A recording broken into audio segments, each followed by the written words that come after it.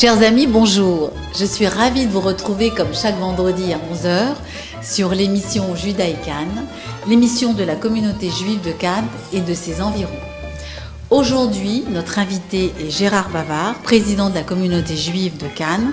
Il va nous détailler en 3 points les activités, le point sécurité, il va nous présenter son équipe et nous parler de Tou Bishvat et les prochains événements qui auront lieu ce mois de février et mois de mars au sein de la communauté à Cannes, boulevard d'Alsace. Gérard Bavard, bonjour Gérard. Bonjour Carole. Gérard, merci d'avoir répondu présent parce que je sais que vous êtes toujours très occupé. Première question, un point sur la sécurité dans notre communauté, comme l'actualité étant là. Quelles sont les nouveautés? Qu'est-ce que vous avez projeté ou qu'est-ce qui est prévu? Qu'est-ce qui est réalisé surtout? Qu'est-ce qui a été réalisé Puisque un effort sans précédent est réalisé pour assurer la sécurité de nos fidèles et pour défendre sans concession notre liberté de culte, notre liberté de participer à des manifestations culturelles.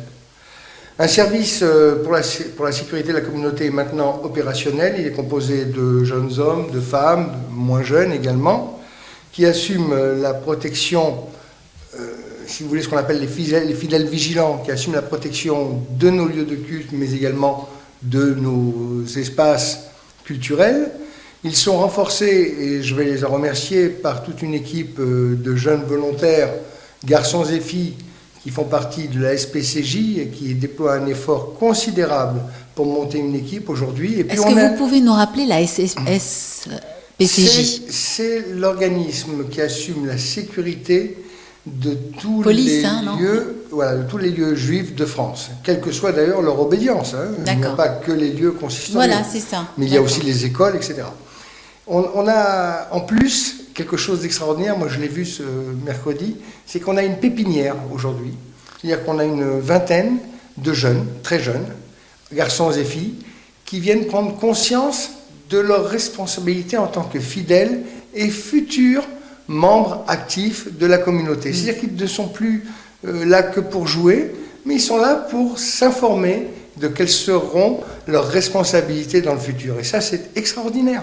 Et je veux remercier, bien sûr, notre ami Nidam et son collaborateur Michael, ainsi que le représentant du SPCJ Paris qui sont venus nous donner l'information et la formation pour assumer la sécurité. Remercier tous les parents vigilants, puisque le mercredi, il y a le Talmud Torah et d'autres activités. Il y a le mercredi midi, bien sûr, les repas offerts à tous les jeunes de la communauté.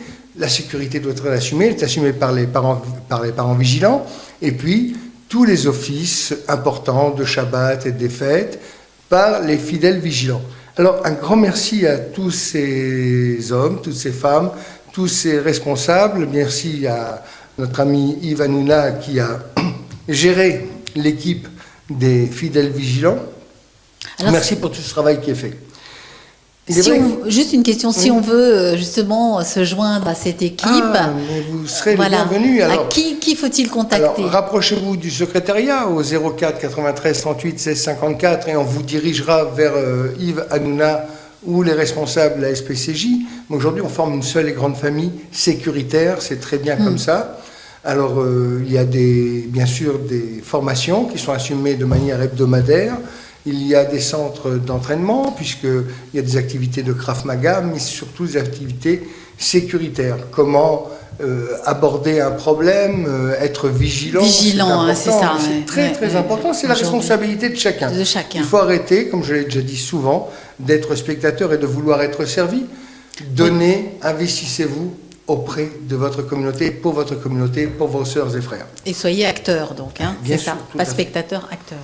Bien sûr que notre mission, c'est d'entretenir, de développer, de transmettre à nos enfants le patrimoine que nous ont légué nos prédécesseurs, qui compte, ce patrimoine juif compte parmi un des plus importants d'Europe. Il faut partager nos valeurs fondamentales avec notre jeunesse.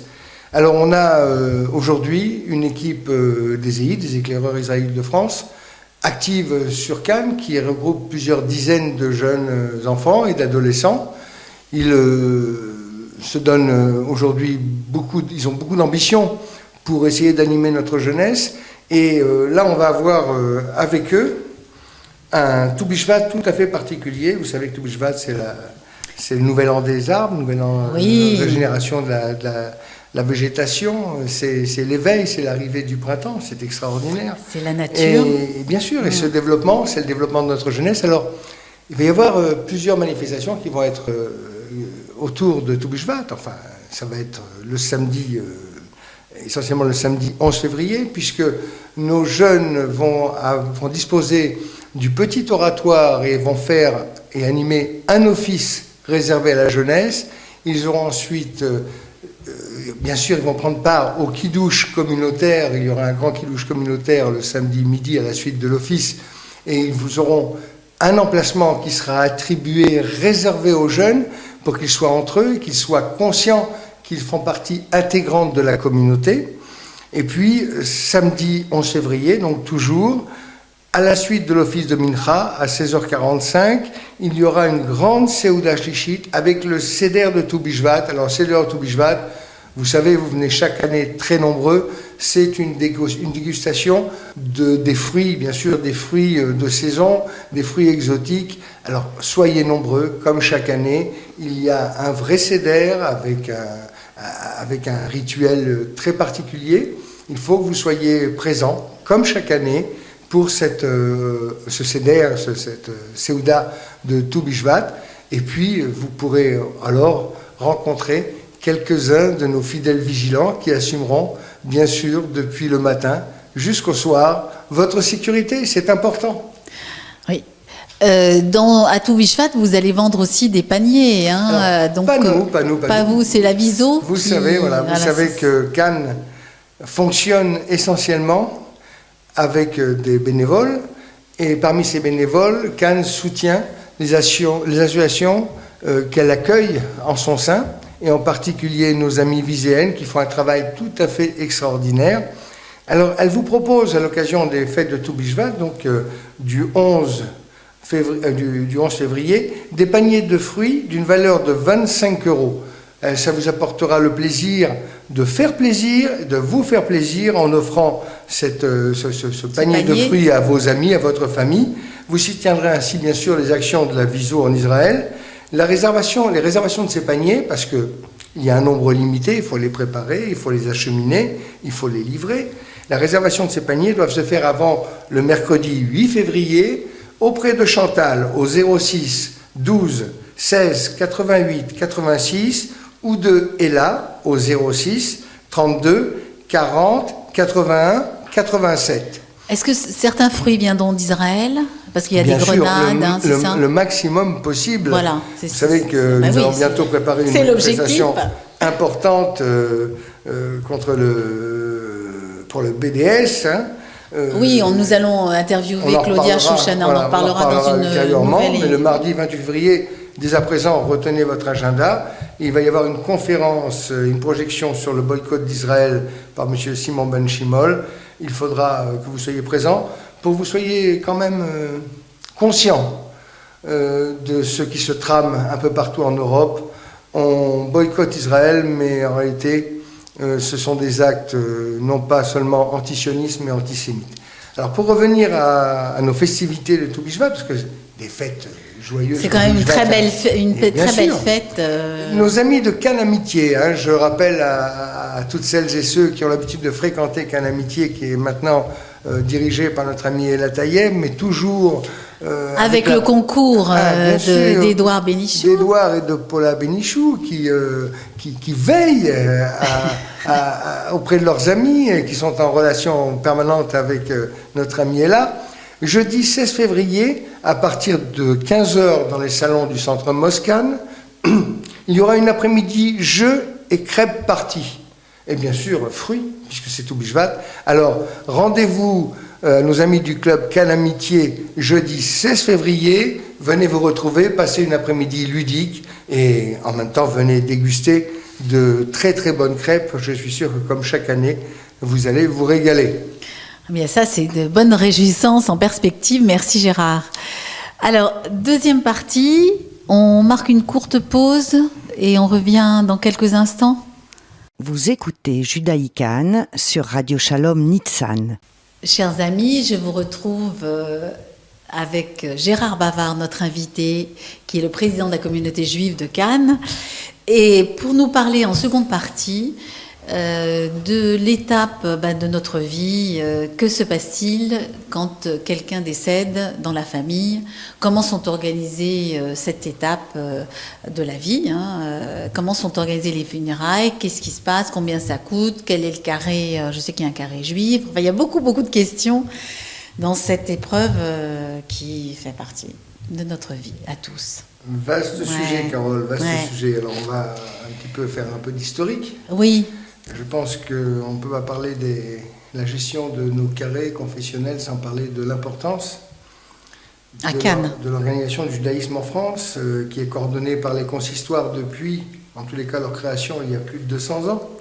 La représentation et la défense des intérêts du judaïsme partout en France, en collaboration bien sûr étroite et quotidienne avec les pouvoirs publics, sur tous les sujets essentiels et sensibles du judaïsme et de la vie juive, et en particulier de son état civil, tels que les naissances, la majorité religieuse, bar et bat mitzvot, les mariages, les divorces et les décès. Oui. Seul le consistoire, techniquement et historiquement, est habilité à l'établissement des certificats de judaïté.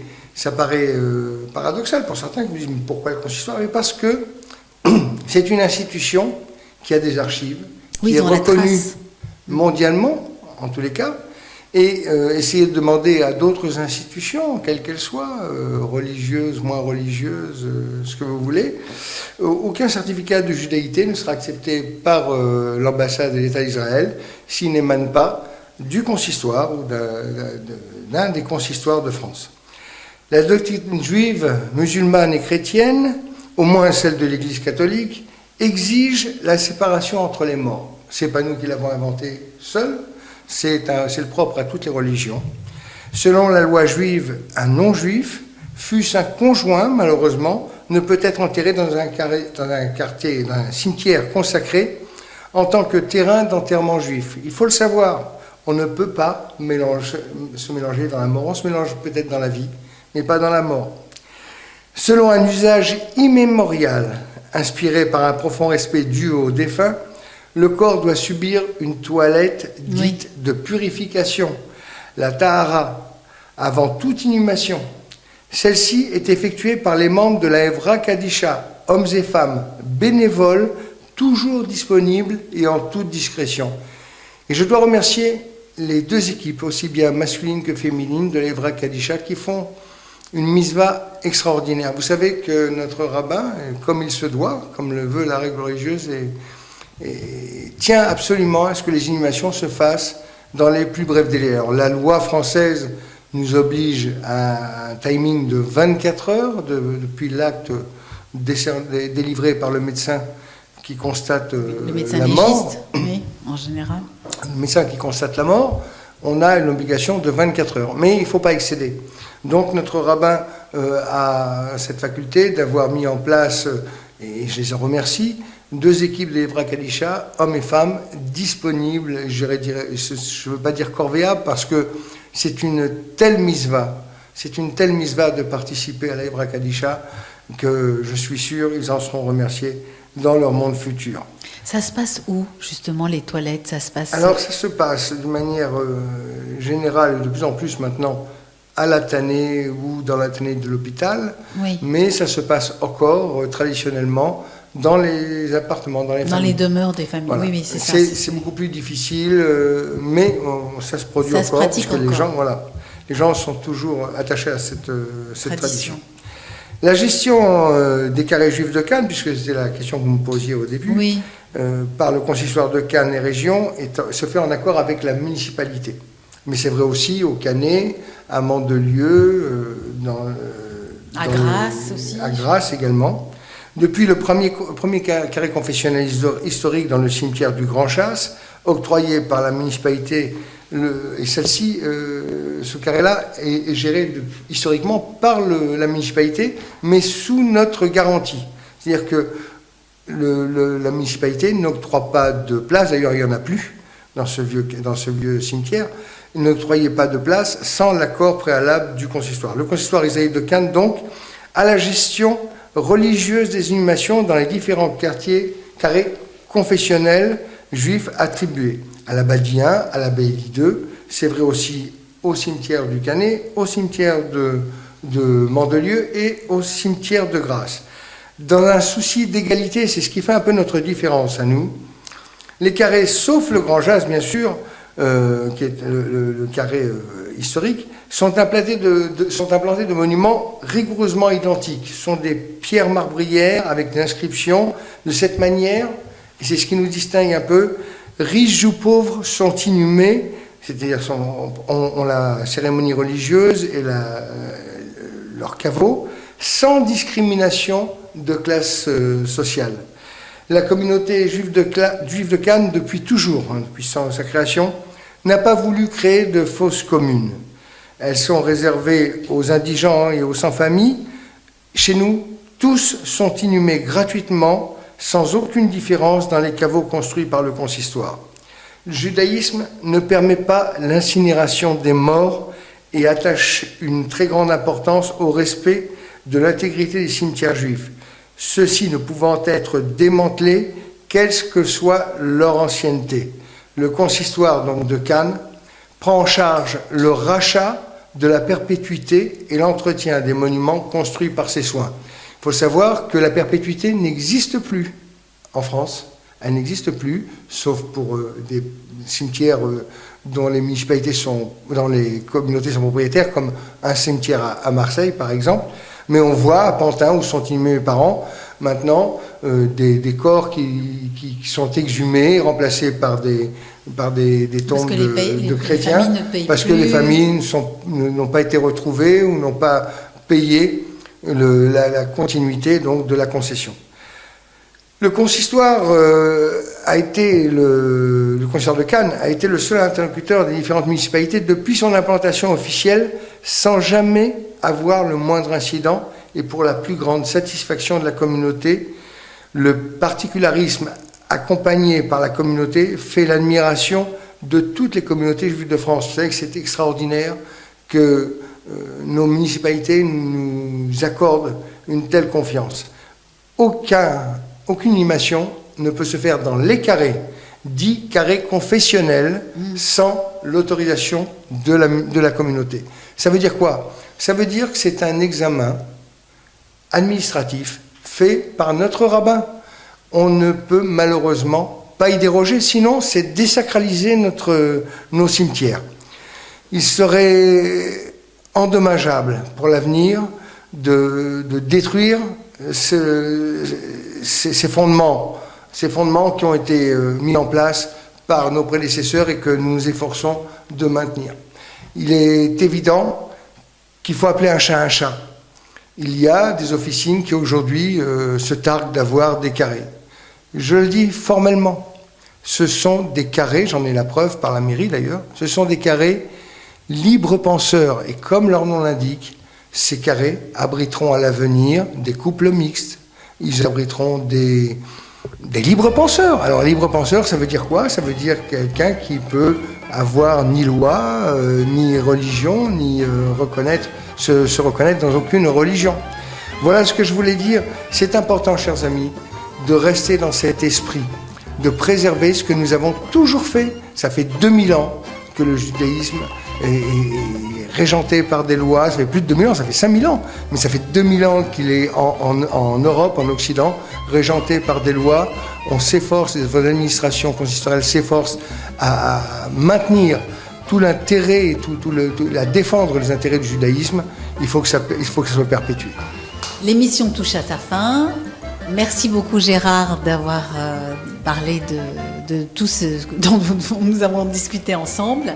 Et nous nous retrouvons à la semaine prochaine, à même heure, le vendredi à 11h, comme chaque semaine. À bientôt Gérard. À bientôt Carole, au revoir chers amis, et bonne fête. Et bonne fête, Shabbat Shalom.